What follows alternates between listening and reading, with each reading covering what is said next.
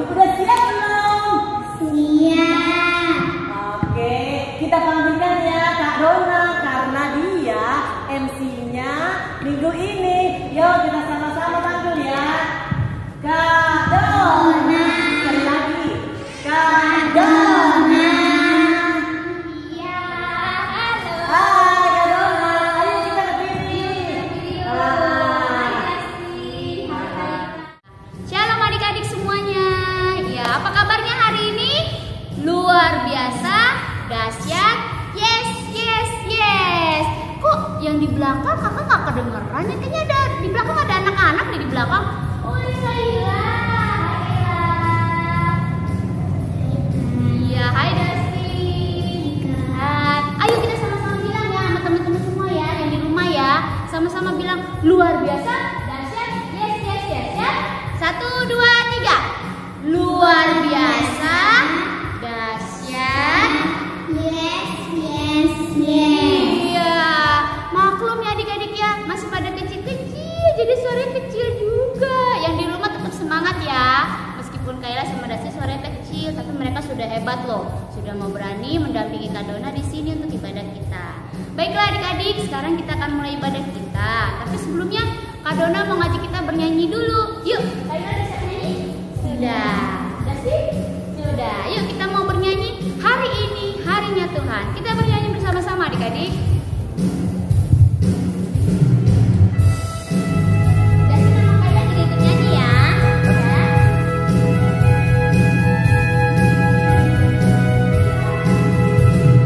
Hari ini harinya Tuhan, harinya Tuhan. Mari kita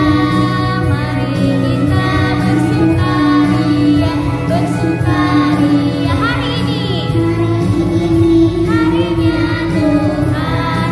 Mari kita bersukaria. Hari ini harinya Tuhan. Kita sekali lagi hari ini. Sekali lagi. Hari ini harinya Tuhan, harinya Tuhan. Mari kita bersukaria, bersukaria. Hari ini harinya Tuhan. Mari kita bersukaria. Hari ini harinya Tuhan. Iya, betul. Bagaimana? Ya, tadi kita sudah bernyanyi lagunya. Apa tadi lagunya? Hari ini? Iya, apa sih hari ini harinya? Iya, betul ya adik-adik ya. Hari ini adalah harinya Tuhan. Jadi hari ini kita sama-sama mau bernyanyi, mau beribadah, dan juga mendengarkan firman Tuhan. Yuk, sebelum kita mulai, kita mau berdoa. Yuk, Kayla, Dustin, kita bersatu dalam doa ya. Semua lipat tangan, tutup mata, kita bersatu dalam doa. Tuhan Yesus, Allah Bapa yang bertata dalam kerajaan surga, kami mengucap syukur Tuhan buat hari ini. Tuhan masih menyertai kami di dalam setiap minggu ibadah kami. Ya Tuhan, pada saat ini kami datang ke hadirat-Mu Tuhan, memohon kepada Tuhan agar Tuhan memimpin ibadah online kami ini pada hari ini dari awal, pertengahan hingga akhirnya. Biarlah kiranya Tuhan kami boleh bersuka cita, kami mau membesarkan dan mengagungkan nama Tuhan Yesus. Biarlah Tuhan Yesus yang selalu berada di hati kami. Terima kasih ya Tuhan Yesus. Di dalam nama Tuhan Yesus Kristus kami telah berdoa dan mengucap syukur. Amin. Ya. Adik-adik sudah siap ya untuk bernyanyi kembali ya. Kita akan bernyanyi kembali dari Kidung Jemaat nomor 3. Kami puji dengan riang. Kita bernyanyi bersama-sama ya adik-adik ya. Yuk, kalian juga ya. Dustin ya. Kita nyanyi bersama-sama.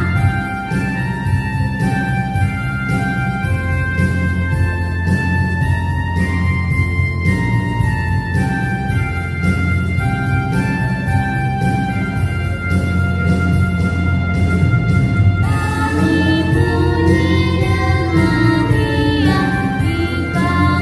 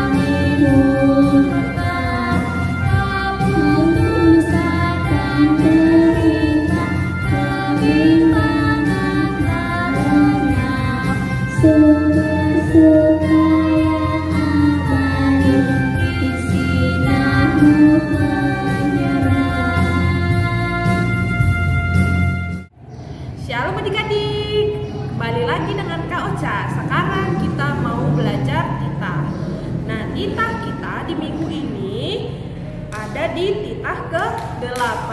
Adik-adik yang belum hafal, ayo dibuka dulu katekismusnya. Kita mau sama-sama membaca titah ya.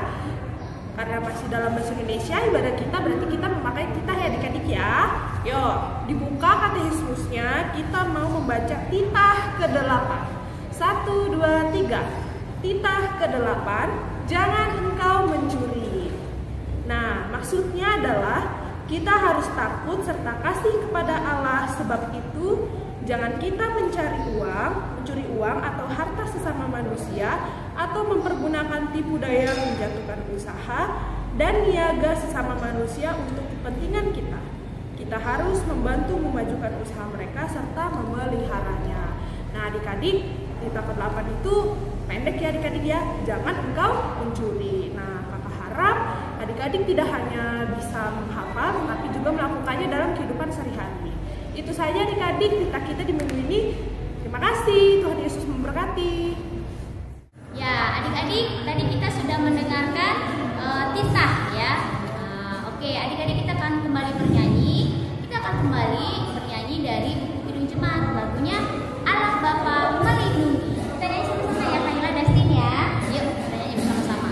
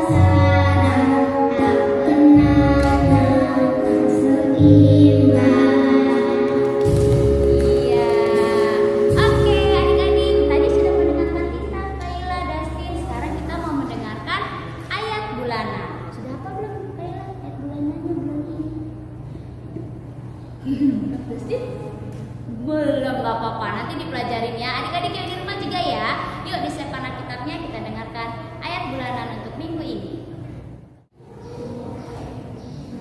Shalom adik-adik semuanya. Kali ini bersama Kak Kristin akan membacakan ayat bulanan. Ayat bulanan kita diambil dari 2 Timotius 2 ayat 19. Yuk kakak tunggu ya. Dibuka dulu Alkitabnya. Sudah? Sudah ya? Mari kita baca sama-sama ya.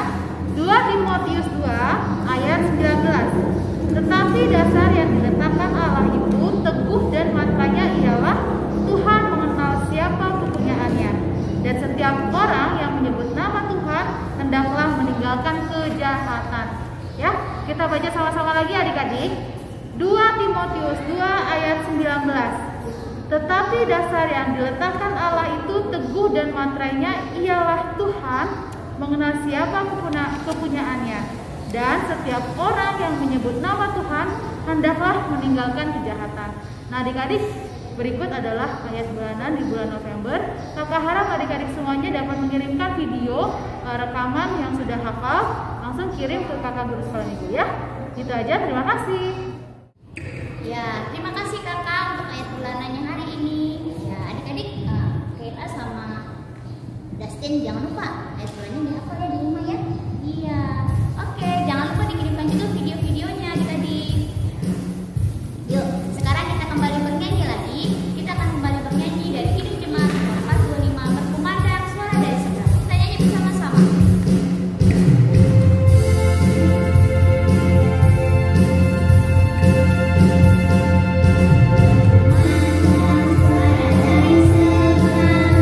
Kirimlah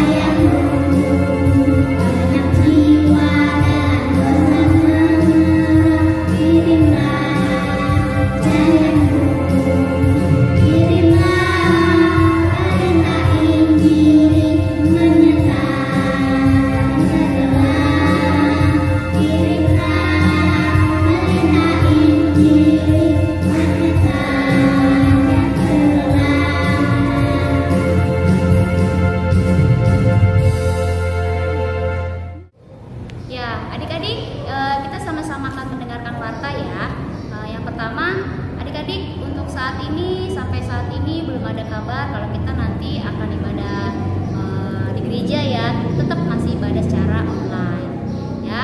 Itu yang pertama. Yang kedua, adik-adik, kakak mungkin melihat kalian adik-adik sudah ada beberapa ya yang masuk sekolah ya, tatap muka ya. Ya, adik-adik hati-hati ya, tetap prokes, jangan lupa pakai masker, maskernya jangan sampai dilepas kalau tidak lagi perlu banget ya. Jangan dilepas, cuci tangan rajin ya adik-adik ya, hati-hati di sekolah, jangan lengah aja pokoknya ya. Oke, terus yang ketiga, adik-adik untuk acara Natal kita, kakak waktu itu sudah memberitahu nama-nama siapa saja yang ada ikut liturgi, ikut dance, drama, kur, dan vokal group ya. Nah, kakak akan memberitahu dulu siapa aja kakak-kakak yang bertanggung jawab untuk setiap masing-masing acara ya. Yang pertama, untuk kur itu yang bertanggung jawab adalah Kapita. Jadi nanti kalau mau tanya-tanya soal kur, boleh bertanya dengan Kapita ya. Terus yang kedua, untuk dance itu adalah Kak Vera. Jadi nanti kalau ada tanya-tanya tentang dance, Kak Vera. Untuk liturgi adalah Kak Christine. Nah, ini nih yang paling banyak nih. Adik-adik yang belum dapat liturgi ya, boleh menghubungi Kak Christine untuk mendapatkan liturginya ya. Ntar ayatnya apa-apanya boleh tanya ke Kak Christine ya. Kemudian untuk adik-adik Horong 3 yang khusus drama, nanti boleh tanya-tanya sama Kak Dona juga ya Dek ya. Nanti kita akan belajar sama-sama, kakak akan kasih tahu apa-apa saja yang diperlukan ya. Terus kemudian untuk vokal group itu adalah Kak Catherine. Nah, lagunya apa, nanti bagaimana caranya, nanti boleh menghubungi Kak Catherine sebagai PIC vokal group ya. Itu adalah kakak-kakak yang bertugas, yang bertanggung jawab untuk setiap acara ya. Oh iya, adik-adik jangan lupa juga ya untuk siapkan hati kita semuanya ya, khususnya Horong 3 nih. Horong 3 yang nanti akan tatap muka Natal kita di gereja ya.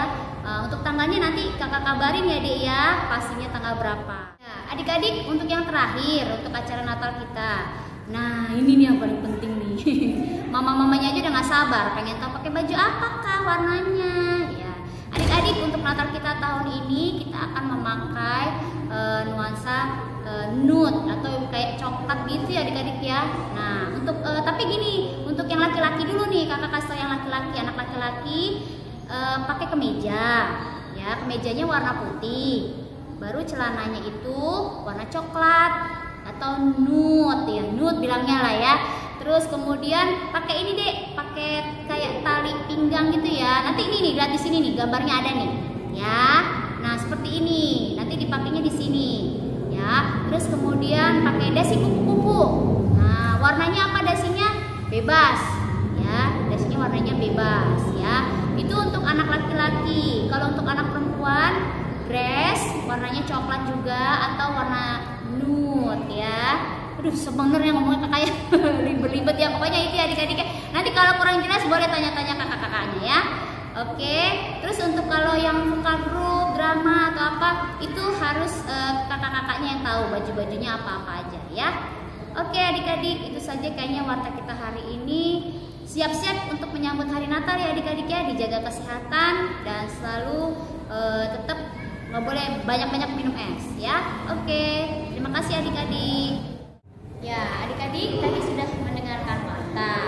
Nah sekarang kita saatnya untuk mendengarkan firman Tuhan ya. Kayla, Dustin, sebelum kita mendengarkan firman Tuhan, kita mau bernyanyi dulu lagunya dari Kidung Jemaat, Di Jalanku Kudiri. Kita nyanyi bersama-sama.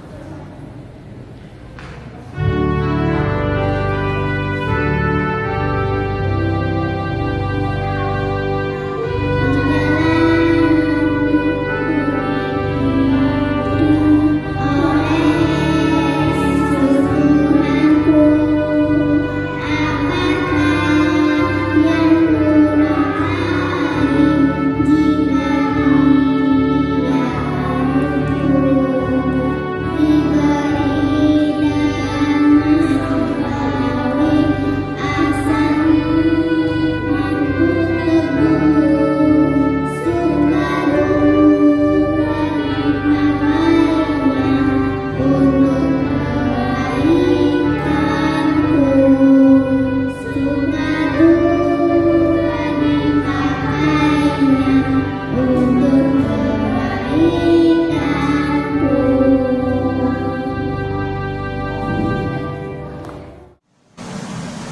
Selamat hari Minggu.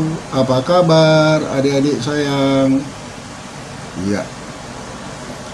Sekarang kita duduk yang manis. Kita akan belajar tentang firman Tuhan yang ditulis di Kejadian 41, dimulai dari ayat 46 sampai dengan ayat 57. Tapi sebelum kita belajar firman Tuhan, kita berdoa dulu. Kita berdoa.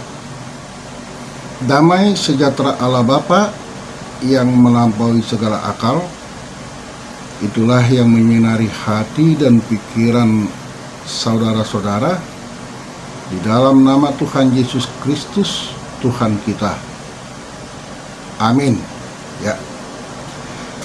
Baik, adik-adik, mari kita buka Alkitab kita dari kitab Kejadian pasal 41, dimulai dari ayat 46 sampai dengan ayat 57. Amang akan bacakan untuk kita semua. Demikian dituliskan. Yusuf berumur 30 tahun ketika ia menghadap Firaun, raja Mesir itu. Maka pergilah Yusuf dari depan Firaun, lalu dikelilinginya seluruh tanah Mesir. Tanah itu mengeluarkan hasil bertumpuk-tumpuk dalam ke-7 tahun kelimpahan itu. Maka Yusuf mengumpulkan segala bahan makanan ke-7 tahun kelimpahan yang ada di tanah Mesir, lalu disimpannya di kota-kota. Hasil daerah sekitar tiap-tiap kota disimpan di dalam kota itu. Demikianlah Yusuf menimbun gandum seperti pasir di laut, sangat banyak, sehingga orang berhenti menghitungnya, karena memang tidak terhitung. Sebelum datang tahun kelaparan itu, lahirlah bagi Yusuf 2 orang anak laki-laki yang dilahirkan oleh Asnat, anak Potifera, imam di On. Yusuf memberi nama Manasye kepada anak sulungnya itu, sebab katanya, Allah telah membuat aku lupa sama sekali kepada kesukaranku dan kepada rumah bapakku. Dan kepada anaknya yang kedua diberinya nama Efraim, sebab katanya, Allah membuat aku mendapat anak dalam negeri kesengsaraanku. Setelah lewat ke-7 tahun kelimpahan yang ada di Mesir itu, mulailah datang 7 tahun kelaparan. Seperti yang telah dikatakan Yusuf, dalam segala negeri ada kelaparan, tetapi di seluruh negeri Mesir ada roti. Ketika seluruh negeri Mesir menderita kelaparan dan rakyatnya berteriak meminta roti kepada Firaun, berkatalah Firaun kepada semua orang Mesir, pergilah kepada Yusuf, perbuatlah apa yang akan dikatakannya kepadamu. Kelaparan itu merajalela di seluruh bumi. Maka Yusuf membuka segala lumbung dan menjual gandum kepada orang Mesir, sebab makin hebat kelaparan itu di tanah Mesir. Juga dari seluruh bumi datanglah orang ke Mesir untuk membeli gandum dari Yusuf, sebab hebat kelaparan itu di seluruh bumi. Demikian firman Tuhan. Adik-adik yang dikasihi Kristus Yesus, Amang mau cerita sama adik-adik. Mau dengar nggak? Iya, tentang kehidupan Yusuf, seorang yang percaya, yakin, taat, dan setia kepada Tuhan. Begini ceritanya, terlebih di dalam nats khotbah kita pada hari Minggu ini. Jadi pada suatu malam, Raja Mesir yang bernama Firaun bermimpi. Dalam mimpinya, Raja Firaun melihat ada 2 mimpi yang membuat dia gelisah. Dia melihat ada 7 ekor lembu yang gemuk keluar dari sungai Nil. Kemudian gak lama kemudian keluar lagi 7 ekor lembu yang kurus. Lalu lembu-lembu yang kurus itu menelan lembu-lembu yang gemuk. Yang pertama yang dia lihat di dalam mimpinya. Nah, yang kedua yang dia lihat di dalam mimpinya, dia melihat ada 7 bulir-bulir gandum yang berisi dan baik. Namun tidak lama lagi dia melihat lagi bahwa tumbuh 7 bulir-bulir gandum yang kurus, yang tidak berisi, yang kosong dan layu. Lalu bulir-bulir gandum yang kurus menelan bulir-bulir gandum yang gemuk tadi. Nah, kedua mimpi inilah yang membuat Firaun gelisah. Karena apa? Karena Firaun tidak tahu arti daripada mimpi itu. Nah, Firaun kemudian memerintahkan para pegawainya untuk mencari orang yang dapat mengartikan mimpinya tersebut. Jadi pada waktu itu ada ahli-ahli mimpi yang mencoba mengartikan mimpi Firaun, tetapi semuanya itu tidak benar, tidak tepat, ya. Begitu juga orang-orang pintar mencoba untuk mengartikan arti mimpi yang dimimpikan oleh Firaun, tetapi itu pun tidak tepat, kan? Nah, di antara sekian banyak orang, ada seorang pegawai Firaun yang memberitahukan kepada Firaun orang yang dapat mengartikan mimpi Firaun tersebut dengan benar. Siapa dia? Ya, Yusuf. Ya. Lalu Firaun memerintahkan agar Yusuf dipanggil ke istana. Untuk apa? Untuk mengartikan mimpi yang dimimpikan oleh Firaun. Nah, setelah tiba Yusuf di istana, Firaun menceritakan mimpinya itu kepada Yusuf, kan? Nah, Yusuf mendengar, kan? Begitu, kan? Setelah dia mendengar, akhirnya Yusuf mengartikan mimpinya Firaun, kan? Yusuf mengatakan begini, bahwa ketujuh lembu yang gemuk, kan? Dan ketujuh bulir-bulir gandum itu menunjuk kepada angka 7 tahun, ya. Begitu juga, kan, lembu-lembu gemuk dan bulir-bulir gandum yang baik itu menunjuk kepada berkat Tuhan, ya. Artinya selama 7 tahun itu Tuhan akan memberikan berkat yang berlimpah, kan, kepada masyarakat yang ada di bawah kepemimpinan Firaun, ya. Sehingga boleh dikatakan selama 7 tahun itu surplus, ya, berlebihan, ya, gitu kan. Hasil panen mereka bertambah-tambah, gitu ya, selama 7 tahun, kan. Nah, yang kedua, kan, Yusuf juga mengartikan bahwa lembu-lembu kurus dan bulir-bulir kurus itu menunjuk kepada 7 tahun musim kemarau, kan? 7 tahun musim kelaparan yang akan terjadi di tengah-tengah kehidupan masyarakat yang ada di Mesir dan di seluruh dunia, begitu, kan? Nah,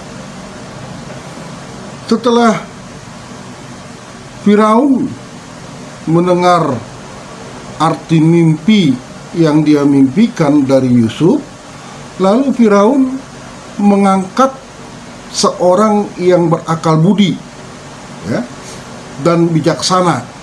Kan? Untuk apa? Untuk menjadi penguasa, kan? Penguasa yang mampu dengan tegas memerintahkan masyarakat agar mau menimbun dan menyimpan gandum sebanyak-banyaknya ketika panen raya terjadi, ya, selama 7 tahun, yang mana ini nantinya dipergunakan untuk persiapan menghadapi musim kemarau, musim kelaparan selama 7 tahun kemudian. Nah, dari situ apa yang bisa kita lihat? Kan? Yang kita bisa lihat yang pertama, kan? Melalui firman Tuhan ini kita mau diajarkan bagaimana kita, kan, di dalam menjalani kehidupan ini, kan, memakai segala sesuatu sesuai dengan kebutuhan, tidak boleh berlebih-lebih. Kalaupun kita mempunyai lebih, tapi bagaimana kita menyimpan, kan? Menyimpan untuk hari esok, untuk bulan depan, untuk tahun depan. Artinya apa yang kita kerjakan hari ini itu akan menentukan kehidupan atau masa depan kita di hari berikutnya, ya. Nah, Firaun tahu bahwa tidak akan dia temukan seorang yang bijaksana, ya, begitu. Oleh karenanya Firaun menetapkan supaya Yusuf menjadi perdana menteri, kan? Perdana menteri pada waktu itu, atau mengangkat Yusuf menjadi penguasa, kan? Untuk tugas-tugas tersebut. Nah, ketika Firaun mengangkat Yusuf menjadi penguasa pada waktu itu, Firaun baru berumur 30 tahun. Bayangkan, ya. 30 tahun berarti masih muda, kan? Nah, dan setelah Firaun mengangkat Yusuf menjadi penguasa pada waktu itu, apa yang dimimpikan oleh Firaun terjadi, kan? Apa yang dimimpikan oleh Firaun terjadi, gitu. Apa itu? Yang pertama, kan, terjadi panen raya selama 7 tahun, kan? Artinya selama 7 tahun itu hasil panen berlimpah-limpah, bertambah-tambah terus sampai, kan? Jadi kalau adik-adik punya celengan, kan, setiap hari menyimpan, kan? 1 celengan nggak cukup, 2 celengan nggak cukup, 3 celengan nggak cukup, kan begitu. Karena apa? Tadi, kan, menyimpan terus, mengumpulkan, kan, begitu. Sesuai dengan apa yang diperintahkan oleh Yusuf, kan, agar setiap kota membuat tempat yang besar-besar, kan, untuk menyimpan gandum, kan. Nah, setelah itu, kan, apa yang terjadi, kan? Yang terjadi di fase kedua seperti yang dimimpikan oleh Firaun, kan, terjadilah, kan, tahun kelaparan, kan. Nah, kalau di situ orang menanam padi, kan, hasilnya nggak ada. Orang menanam sayur, hasilnya nggak ada. Karena apa? Karena tanah kering, ya, nggak ada hujan, kan begitu. Jadi apapun yang ditanam tidak menjadi hasil, kan begitu. Nah, itu terjadi selama 7 tahun berikutnya, kan begitu. Nah, di situasi yang demikian, kan, tentu orang kan mencari-cari siapa yang bisa kemana yang bisa kami beli buat makanan, kan begitu. Nah, mereka datang ke Firaun, kan, bertanya, "Raja, kemana kami bisa beli makanan? Kemana kami bisa beli gandum supaya kami bisa hidup, bisa makan?" Kan begitu. Lalu Firaun mengatakan, kan, "Pergi ke Yusuf sana. Apa yang dikatakan Yusuf, lakukan." Gitu, ya.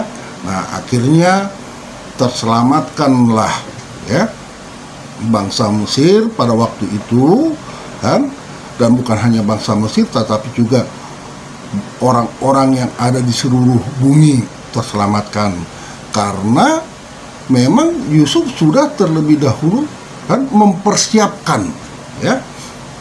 Yusuf sudah terlebih dahulu mempersiapkan apa yang dibutuhkan oleh manusia kan setelah atau saat datang musim kelaparan.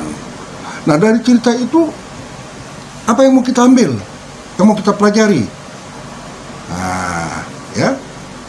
Nah, di situ kita mau melihat yang pertama, ya, ternyata benar Tuhan memelihara orang yang percaya kepadanya, ya, walaupun itu berada di negeri orang. Nah, itu bisa kita lihat dari diri Yusuf, ya, diri Yusuf, kan? Kita tahu bahwa Yusuf kan bukan dari Mesir, tetapi asal Yusuf itu dari Kanaan, ya, dan perjalanan hidup Yusuf penuh dengan penderitaan, kan begitu ya.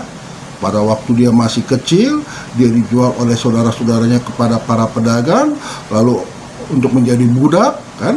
Lalu setelah dia jadi budak, kan, di satu saat dia digoda oleh orang yang ada di rumah tuannya, kan. Lalu dia dihasut, dia masuk penjara, sehingga kan artinya hidup dia penuh dengan penderitaan, kan? Tetapi satu hal yang mau kita lihat, ya, walaupun Yusuf menjalani kehidupan penuh dengan penderitaan, dia tidak mengeluh, dia tidak bersungut-sungut, kan? Tetapi dia tetap berdoa kepada Tuhan, dia tetap setia kepada Tuhan, dia tetap taat, kan? Melakukan apa yang diperintahkan oleh Tuhan, melakukan apa yang diajarkan oleh Tuhan, sehingga kan Tuhan memberikan kehidupan yang terbaik. Apa itu? Ya, Yusuf diangkat menjadi penguasa pada waktu itu oleh Firaun, kan? Nah, di situ kita bisa lihat, ya, bahwasanya Tuhan turut bekerja, Tuhan turut berkarya di tengah-tengah kehidupan. Dan itu bukan hanya kepada Yusuf, tapi juga kepada diri kita, kepada diri adik-adik, ya. Selama adik-adik tetap taat, setia, dan mau melakukan apa yang diajarkan oleh Tuhan melalui firman-Nya, kan begitu. Karena apa? Karena firman Tuhan itu membawa kita kepada kehidupan yang penuh dengan kebahagiaan. Yang pertama. Yang kedua yang mau kita lihat di sini, ya, bahwa hidup ini selalu mengalami pasang surut. Kan? Adik-adik pernah ke pantai nggak? Iya. Nah, kalau kita lihat di pantai, kan, kadang-kadang di waktu-waktu tertentu air laut itu naik. Kan, itu yang dikatakan pasang, kan. Lalu pada waktu tertentu, kan, dia turun, kan. Nah, itu yang dikatakan surut, kan. Artinya apa? Hidup ini silih berganti, ya. Kalau hari ini kita sedang bergembira, mungkin sebentar lagi kita akan menangis, tapi tidak selamanya kita menangis. Sebentar kemudian akan bergembira. Artinya di situ, di saat kita memiliki kesempatan kan yang Tuhan berikan untuk kan mengembangkan diri kita, kan, melalui apa? Kita boleh, ya, diizinkan Tuhan bersekolah, kan gitu ya. Kita boleh diizinkan Tuhan untuk beribadah kepada Tuhan. Kita boleh diizinkan Tuhan untuk belajar tentang firman Tuhan. Nah, bagaimana kita mempergunakan waktu yang ada? Kan? Dengan sebaik mungkin, dengan mengembangkan kan, iman kita, sehingga apa yang dialami oleh Yusuf kan, sebagai luapan rasa percayanya kepada Tuhan, kan? Begitu juga yang kita lakukan, kan begitu, kan? Kita tidak akan berfoya-foya, kita tidak akan menyia-nyiakan waktu kita, kan? Kita tidak akan bersantai-santai, kan? Karena kita akan selalu bersiap diri, ya, seperti pepatah mengatakan sedia payung sebelum hujan. Nah, artinya di sini, yuk kita teladani, kan? Yusuf yang memanfaatkan, kan, waktu yang Tuhan berikan kepada dia, memanfaatkan berkat yang Tuhan berikan kepada dia untuk mengembangkan imannya, sehingga pada waktu terjadi masa kelaparan atau terjadi penderitaan dalam diri Yusuf tidak ragu, tidak sangsi, kan, tidak bimbang, kan? Karena apa? Karena dia yakin dan percaya bahwa, kan, Tuhan masih tetap beserta dengan dia dan dia masih memiliki harapan penderitaan tersebut akan berlalu, ya.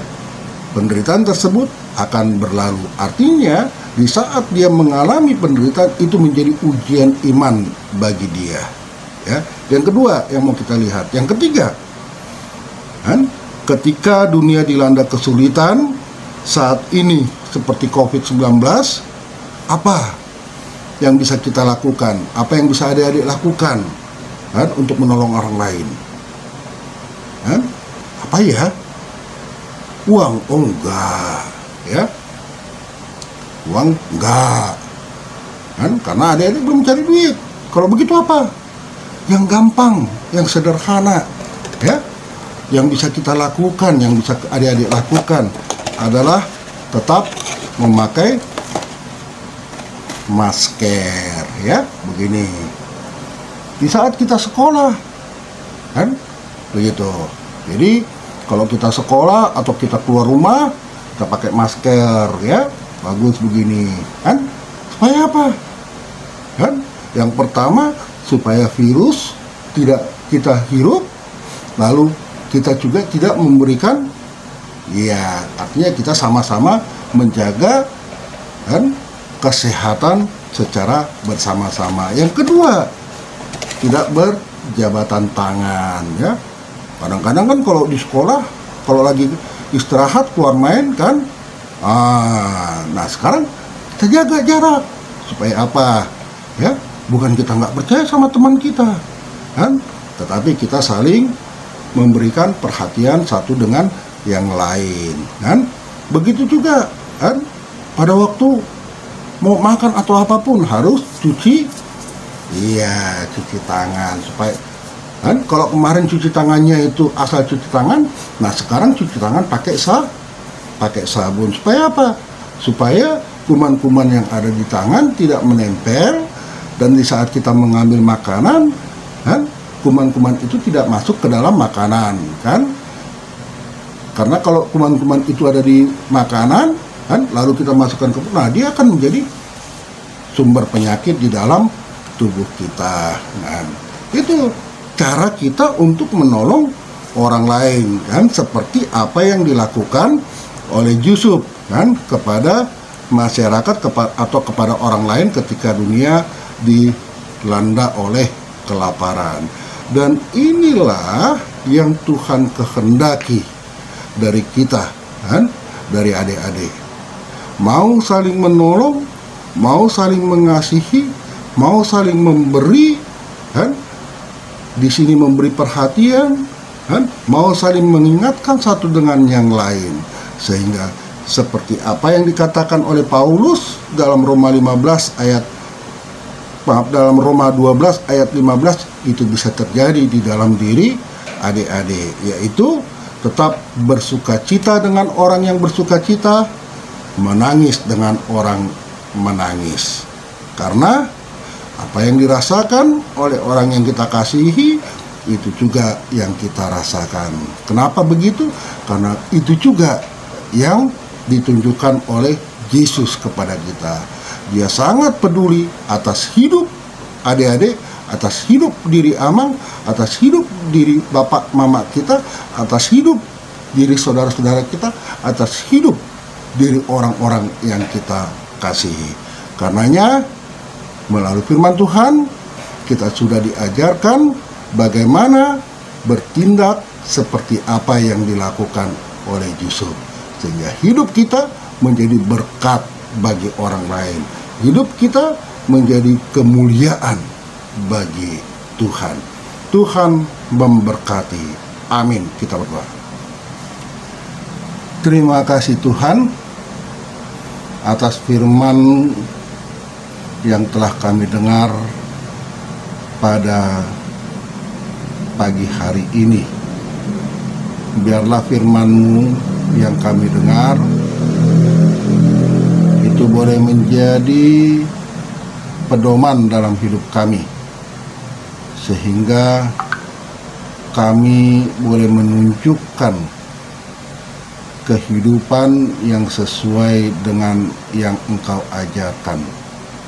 Karena Tuhan, kami mohon Roh-Mu yang kudus tetap membimbing kami, menyinari hati dan pikiran kami, serta memampukan kami untuk menjadi pelaku-pelaku firman. Berkati firman-Mu Tuhan, berkati kami anak-anak-Mu, berkati orang tua kami, berkati pekerjaan mereka, berkati setiap persekutuan yang kami lakukan di rumah kami masing-masing. Biarlah hidup kami menjadi kemuliaan bagi nama Tuhan. Untuk kehidupan kami ke depan bersama dengan orang tua kami, saudara-saudara kami, teman-teman kami mau serahkan ke dalam tangan Tuhan. Biarlah kami jalani hari-hari kehidupan kami bersama dengan Tuhan. Terima kasih Tuhan, dalam Kristus Yesus kami berdoa. Amin. Ya, tadi kita sudah mendengarkan firman Tuhan. Adik-adik, firman Tuhannya tidak hanya didengar, tapi juga harus dilakukan ya. Nanti di rumah dipelajari lagi tadi apa firman Tuhan hari ini ya. Oke adik-adik, untuk mengakhiri ibadah kita hari ini, kita akan bernyanyi dari judul jemaat lagunya Mintalah. Tapi jangan lupa kita akan memberikan persembahan juga. Ya, berapapun pemberian yang akan kalian berikan untuk Tuhan, pasti Tuhan akan memberkati. Ya, baik adik-adik, yuk kita sama-sama bernyanyi lagunya Mintalah.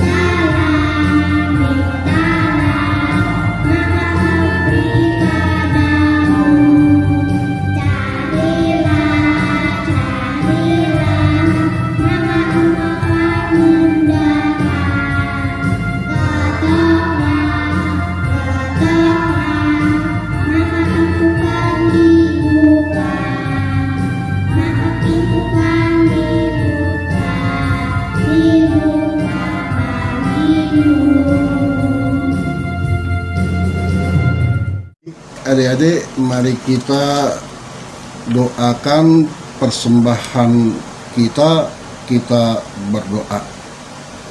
Ya Allah Bapa kami yang di surga, kami mengaku bahwa Tuhan adalah sumber dari segala karunia yang melimpah dalam kehidupan kami masing-masing.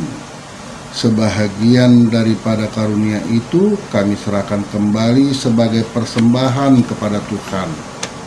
Terimalah dan berkatilah persembahan umat-Mu ini, agar dapat kami pergunakan untuk pekerjaan dan pelayanan kerajaan Tuhan di dunia ini.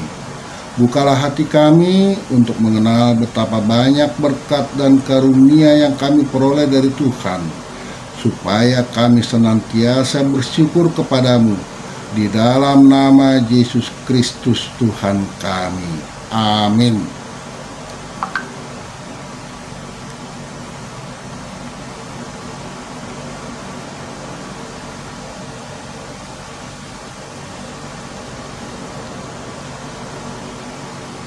Mari kita bersama-sama berdoa dengan doa Bapa kami. Bapa kami yang di sorga, dikuduskanlah namamu, datanglah kerajaanmu, jadilah kehendakmu di bumi seperti di sorga. Berikanlah kami pada hari ini makanan kami yang secukupnya, dan ampunilah kami akan kesalahan kami, seperti kami juga telah mengampuni orang yang bersalah kepada kami. Dan janganlah membawa kami ke dalam percobaan, tetapi lepaskanlah kami daripada yang jahat. Karena Engkau punya kerajaan dan kekuasaan dan kemuliaan sampai selama-lamanya. Amin. Pulanglah dengan sejahtera, terimalah berkat Tuhan. Tuhan memberkati engkau dan melindungi engkau. Tuhan menyinari engkau dengan wajah-Nya dan memberi engkau kasih karunia. Tuhan menghadapkan wajah-Nya kepadamu dan memberi engkau damai sejahtera. Amin.